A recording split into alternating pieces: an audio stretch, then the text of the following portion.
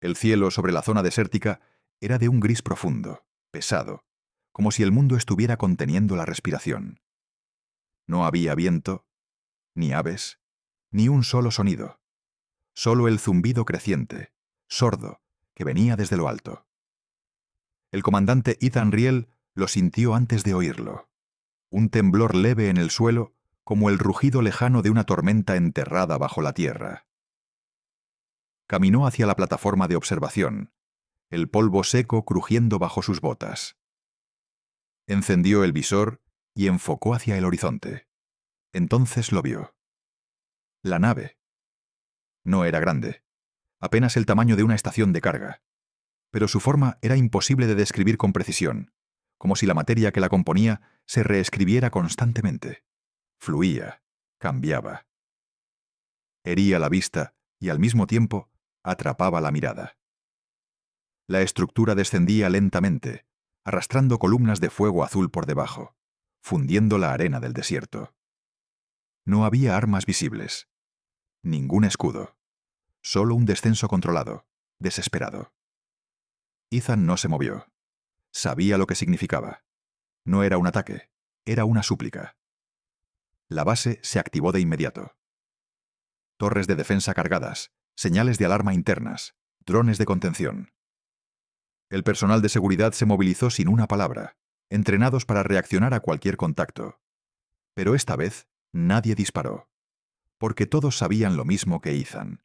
Nadie esperaba que Muellosa volvieran. La nave aterrizó con un sonido grave, casi como un lamento. El suelo vibró, una escotilla se abrió con un siseo suave. Y entonces el embajador salió. Era alto, delgado, con una anatomía que imitaba la forma humana, pero que claramente no lo era.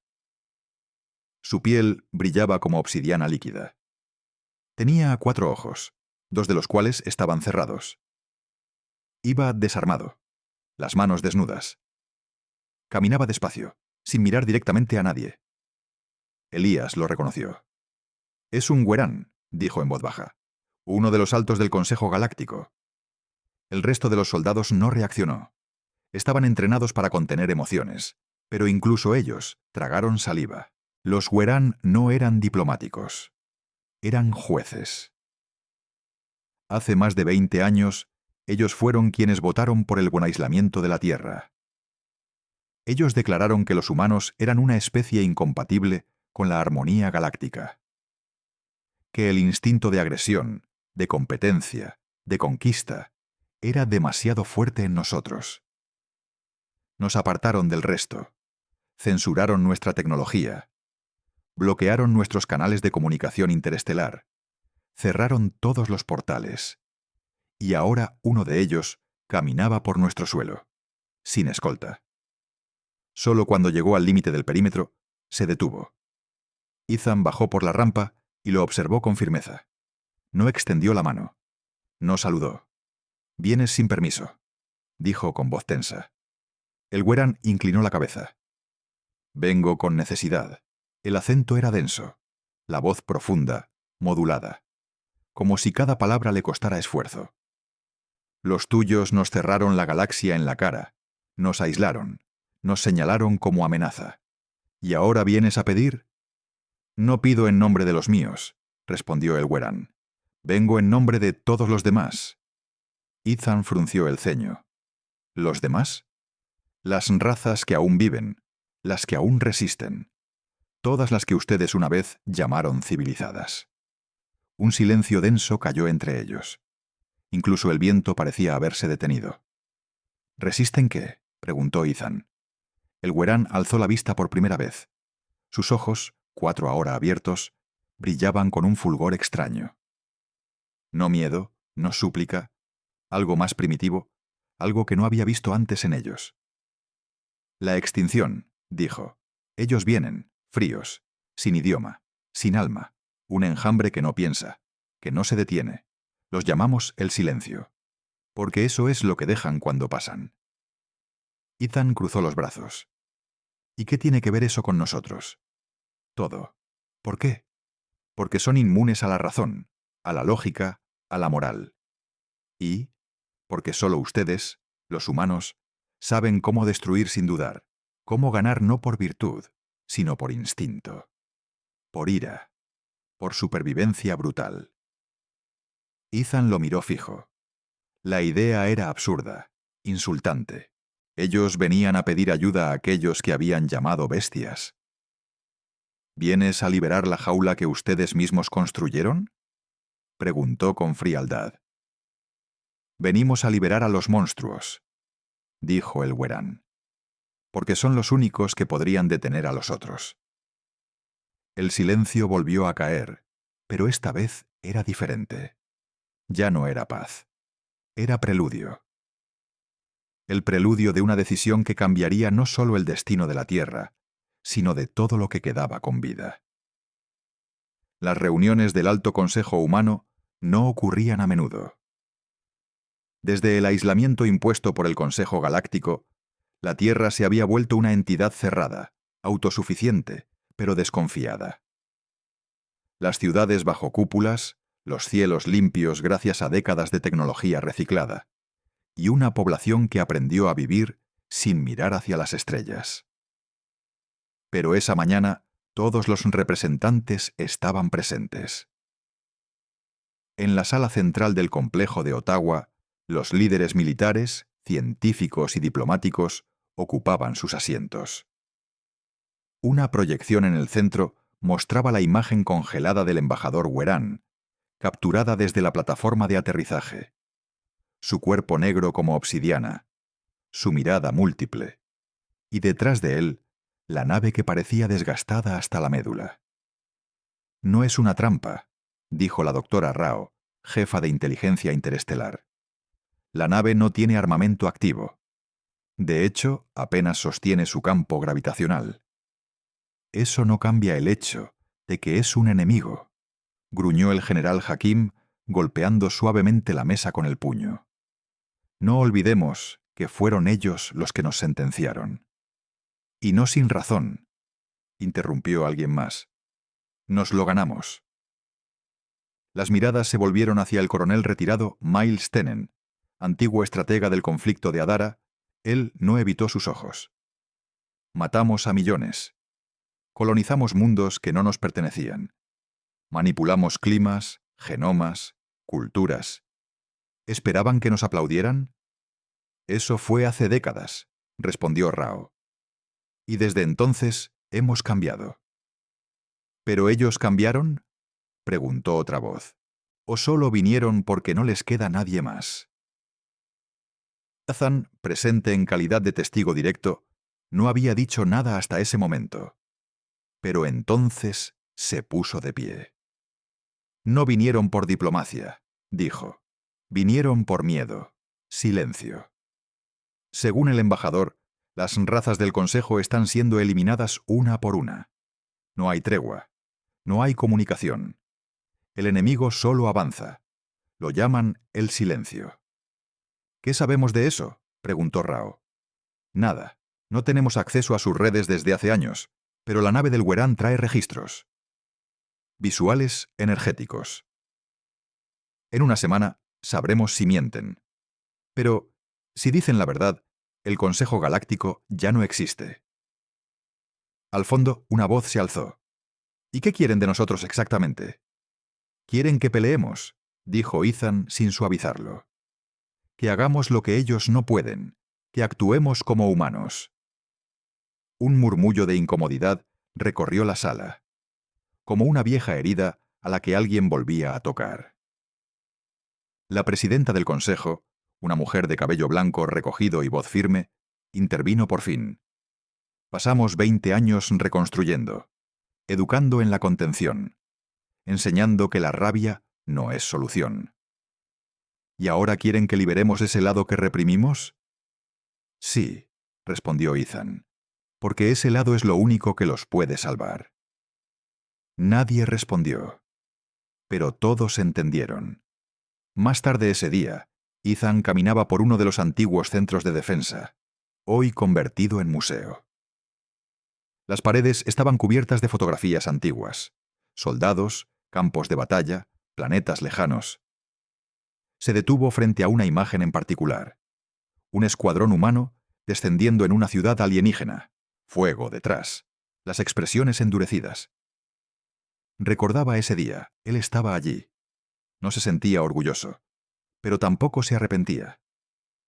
La guerra había sido brutal, sí, pero también había sido clara. Sabías quién era el enemigo. Sabías por qué luchabas. Ahora, en cambio, ¿volverías a hacerlo?, preguntó una voz a sus espaldas. Era la doctora Rao. Ethan no se giró. ¿Volver a ser como éramos?, dijo. No. Pero pelearías, insistió ella. Si no queda otra opción, sí.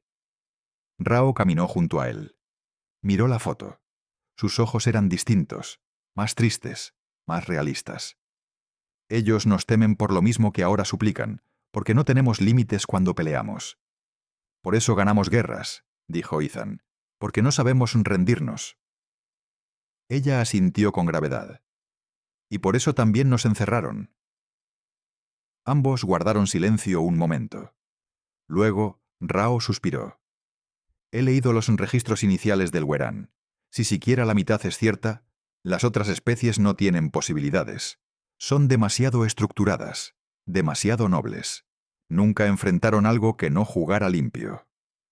Nosotros tampoco. Solo aprendimos a no esperar justicia.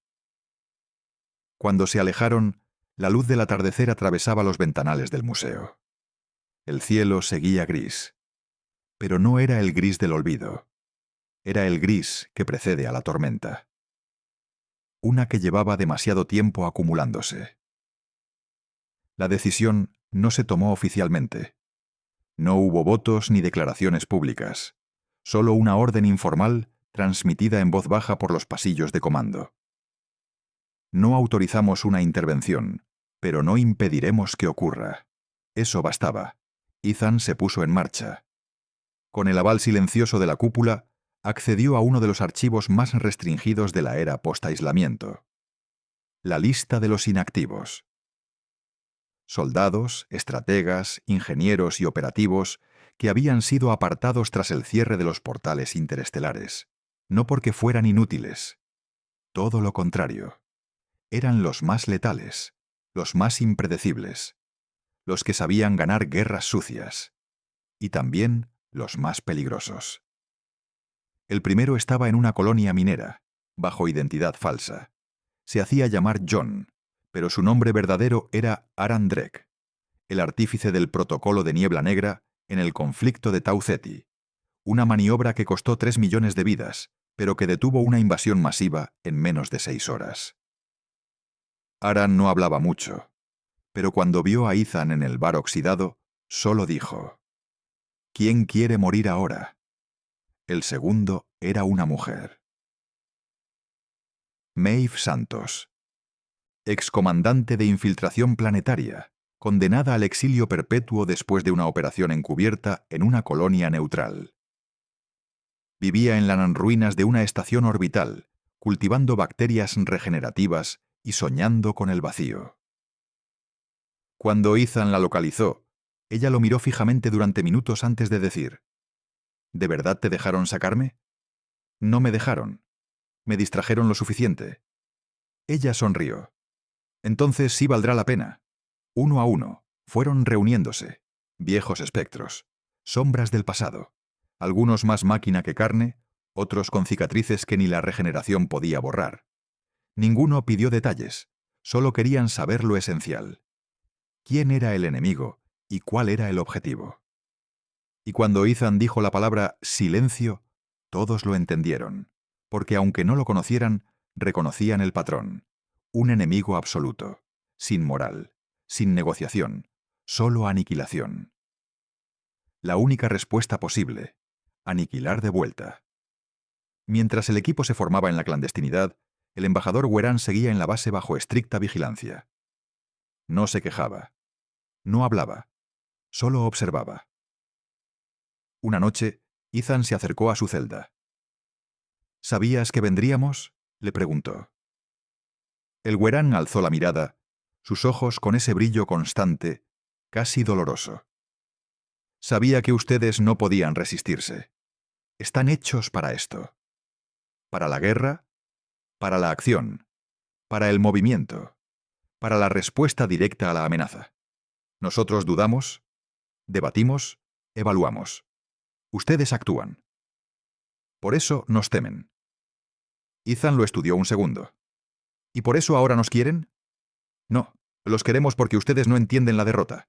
Incluso cuando están rotos, siguen peleando. Silencio. Nosotros, cuando sentimos que vamos a morir, tratamos de huir o de rendirnos. Ustedes simplemente matan más rápido. No es un halago, respondió Ethan. No lo es, confirmó el Huerán, pero es necesario. El plan se concretó rápido. Maeve coordinó los mapas de desplazamiento orbital. Aran reconstruyó un sistema de interferencia comunicativa que desactivaba enjambres por microfrecuencias. Otros del grupo empezaron a adaptar antiguos drones bélicos, escondidos desde el cierre del tratado. Un transportador sigiloso, modificado para saltos cortos fuera del alcance de radares orbitales, sería la nave que los llevaría al punto de contacto. La misión era suicida.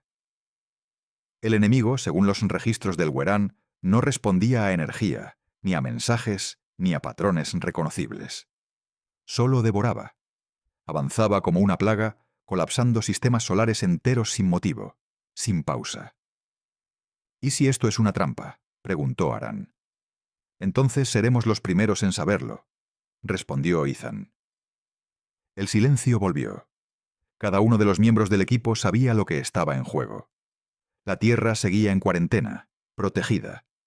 Pero si lo que decían era verdad, esa protección no serviría de nada. El silencio no pedía permiso, no buscaba acceso, solo avanzaba, solo destruía. La noche antes del despegue, Ethan caminó solo por el hangar vacío. Tocó el fuselaje del transportador. Escuchó el leve zumbido de los generadores de salto. Pensó en la Tierra, en la cúpula de su ciudad, en las noches sin ruido, en los libros antiguos que solía leer. Pensó en la guerra que había jurado no repetir. Y luego pensó en algo más, en las palabras del Huerán. Cuando ustedes pelean, el universo se estremece. Quizás era verdad. Pero lo que más temía Ethan no era el enemigo al que iban a enfrentar, era lo que tendrían que despertar dentro de sí mismos para vencerlo. El salto fue preciso, silencioso, casi quirúrgico. La nave de infiltración salió del subespacio a las afueras de lo que alguna vez fue el sistema Elira 7, uno de los nodos comerciales más activos del viejo Consejo Galáctico. Ahora solo quedaban escombros, planetas reducidos a mitades flotantes, anillos de metal girando lentamente donde antes había estaciones orbitales, torres de comunicación desgarradas, todo en completo silencio. Ninguna señal, ninguna transmisión, solo los restos helados de una civilización extinguida. Es como si el universo se hubiera tragado su propia voz, murmuró Maeve desde la consola. Ethan no respondió. Solo miraba el monitor, analizando los rastros térmicos, las firmas de energía, o la ausencia de ellas. El enemigo no dejaba cuerpos, no dejaba sangre, solo vacío. La misión era simple: localizar un nodo activo del enjambre, insertar un virus de señal diseñado por Aran y salir antes de que todo colapsara. Pero simple, en papel, no significaba posible, en campo. Cuando el primer enjambre apareció, todos lo supieron al instante. No se anunció, no llegó con naves, no activó alarmas, el espacio simplemente se curvó. Una línea fina, oscura, surgió en el horizonte. Luego otra. Y otra. Hasta formar una especie de red viva, creciendo como raíces en el vacío. No tenían forma definida. Eran como estructuras líquidas, flotando, reorganizándose, absorbiendo luz. No detecto cabinas ni sistemas de control, informó Maeve. No son naves, respondió Ethan. Son entidades, tal vez organismos, tal vez máquinas, o las dos cosas. El enjambre no parecía verlos. Todavía. Aprovecharon la ventaja y se acercaron a una estación destruida. Aran descendió por la esclusa manual, su equipo de transmisión listo. Maeve lo cubría desde la compuerta, mientras Ethan vigilaba los escáneres. Cada movimiento era cronometrado. Cada paso, registrado. Transmisor anclado, iniciando propagación de señal, informó Aran con frialdad. 25 segundos. Pero entonces el enjambre se detuvo. Las líneas se congelaron en el espacio como si algo las hubiera alertado. Y luego comenzaron a moverse. No hacia ellos directamente, sino en espiral, en una coreografía imposible, como un rezo geométrico. «Los tenemos encima», dijo Maeve. «¿Abortamos?» «No», ordenó Ethan. «Esperamos». 20 segundos. Susurró Aran, sin apartar la vista de los pulsos de su equipo. El espacio empezó a vibrar. No era sonido, pero todos lo sintieron, un zumbido dentro de sus huesos. Las luces de la cabina parpadearon. La estructura de la nave crujió como si algo la oprimiera desde el exterior. 15. «Algo entra en el canal de comunicación», gritó Maeve. «No es idioma, no es datos, es ruido». Ethan activó los filtros. Las pantallas se llenaron de símbolos sin sentido. Imágenes fractales, voces superpuestas, un caos digital. El enjambre no hablaba, no comunicaba, solo inundaba. «Está intentando reescribir el sistema operativo», dijo Aran. «Nos están absorbiendo. Córtalo, ya», ordenó Ethan. Demasiado tarde. Una parte del enjambre se desprendió y penetró la estación. No físicamente, sino como una sombra viva. La temperatura cayó en picado. Las superficies metálicas se cubrieron de una escarcha oscura. Y entonces lo vieron. Una figura, humanoide, alta, punto sin rostro. Compuesta de líneas y partículas negras, flotando juntas, temblando en el aire como una ilusión. «¿Qué demonios es eso?», susurró Maeve. La figura alzó la cabeza. No tenía ojos, pero todos sintieron que los observaba. Aran quedó paralizado. «No puedo moverme. Regresa ahora», gritó Ethan. El campo gravitacional cambió sin aviso. La estación se quebró. Un estallido de metal y aire comprimido lanzó a Aran contra una pared. Sangre, fuego, Maeve gritó, sujetándolo por el traje, arrastrándolo a la esclusa. Ethan disparó. No sabía si podía herir aquello, pero lo hizo por instinto. Las balas pasaron a través de la figura como si fueran humo. Y aún así, algo reaccionó. La figura giró. Se disolvió lentamente. La nave vibró con violencia. El enjambre entero comenzó a moverse en dirección a ellos. «¡Vámonos!», gritó Ethan. Maeve cerró la esclusa. Aran jadeaba inconsciente. Ethan encendió el motor de salto sin esperar a que los cálculos se completaran. El espacio se rompió en una línea blanca, y la nave desapareció. Emergieron en la órbita de Neptuno, envueltos en fuego y radiación. Uno de los propulsores había colapsado. Maeve sangraba del oído. Aran tenía 3 costillas rotas y una pierna fracturada. «¿Funcionó la señal?», preguntó Ethan mientras la nave se estabilizaba. Maeve revisó los monitores. «No lo sé. La transmisión fue interrumpida. Pero entró algo». «¿Algo?», ella asintió. «Un fragmento, un impulso, como una chispa. ¿Suficiente para rastrearlos?». Maeve dudó. Tal vez Ethan se dejó caer en su asiento. Miró por la ventana.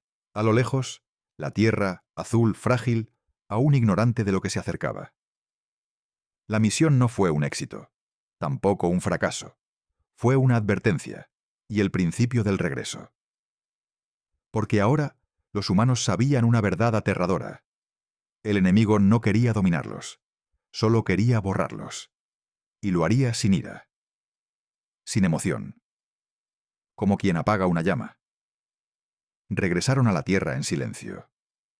No hubo desfiles, no hubo informes públicos, solo una cápsula descendiendo en el Pacífico Norte, oculta por una tormenta artificial programada para cubrir su caída. Maeve y Aran fueron llevados de inmediato a instalaciones médicas subterráneas. Ethan fue conducido, sin previo aviso, directamente al núcleo del consejo. En la sala más segura del complejo, lo esperaban los rostros que había dejado atrás. La presidenta del consejo, la doctora Rao, el general Hakim, y otros que no hablaban desde hacía años, pero que ahora lo observaban con atención. La habitación estaba más fría de lo habitual. O tal vez era solo Ethan. ¿Qué viste?, preguntó la presidenta. Ethan se quedó de pie, sin uniforme, con la barba crecida, los ojos marcados por lo que no podía olvidar. Vi lo que viene. ¿Y qué es? Él dudó antes de responder. Es el fin de todo lo que conocemos. No sienten, no dudan, no se detienen, no tienen propósito, solo consumen, transforman lo que tocan en nada. No buscan poder, buscan silencio. Hubo un largo silencio. La doctora Rao habló con voz baja. ¿Pudieron colocar el transmisor? En parte, respondió. El enemigo respondió. Nos detectó, nos tocó y dejó algo. ¿Qué dejó? Ethan alzó la muñeca. En su piel había una marca, no una herida, sino un símbolo grabado con calor, como si algo invisible lo hubiera marcado durante el contacto. Los analistas escanearon la imagen. Era una figura fractal, simétrica, un símbolo que no tenía equivalente conocido. No representaba idioma ni lógica matemática. Pero cuando lo proyectaron en la mesa central, todos sintieron lo mismo. Una advertencia, una promesa, una condena. 3 días después, comenzaron las reuniones con los altos mandos militares. Por primera vez en más de 20 años, los protocolos de defensa global fueron activados. Pero eso no era suficiente. Se necesitaba más. Ethan fue llamado a la cámara restringida, donde se reunían los operativos del Grupo Fénix, una organización secreta disuelta tras el aislamiento. Él conocía bien ese nombre. Él lo fundó. Vamos a reactivarlo, dijo la presidenta sin rodeos. Pero esta vez, sin límites. ¿Autonomía total? Tendrás acceso a todo. Recursos, armas, tecnología anterior a la censura, incluso los proyectos que juramos no volver a tocar. ¿Y si alguien se opone? Ella no parpadeó. No habrá nadie para oponerse. Ethan no sonrió. Solo asintió, porque entendía lo que eso significaba. La Tierra ya no estaba en cuarentena. Ahora era una base militar. Los portales fueron reabiertos, lentamente, con vigilancia extrema. Los primeros en cruzarlos no fueron diplomáticos ni exploradores, fueron soldados, no vestidos con banderas ni himnos, sino con trajes silenciosos, adaptados a entornos desconocidos, con órdenes precisas: localizar, evaluar, erradicar. Y en el centro de todos los operativos, Ethan y su equipo. Maeve, aún herida, trabajaba desde el centro de estrategia.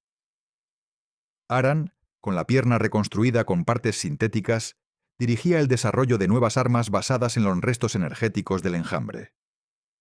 No había discursos, no había cámaras, solo movimiento. Y detrás de cada paso, una certeza. Nadie vendría a salvarlos. No esta vez. Días después, el embajador Weran pidió hablar con Ethan. Llevaba semanas en una sala sin ventanas, sin queja, observando la forma en que los humanos se preparaban. «Viniste por ayuda», le dijo Ethan. «Y aquí la tienes». «Esto es más que ayuda», respondió el Weran. «Es un renacimiento». «No, no». Ethan lo miró con frialdad. «Es una liberación. Ustedes nos encadenaron por miedo, por juicio. Nos encerraron porque éramos impredecibles, porque veían en nosotros lo que nunca pudieron controlar». «Y tenían razón», susurró el Weran.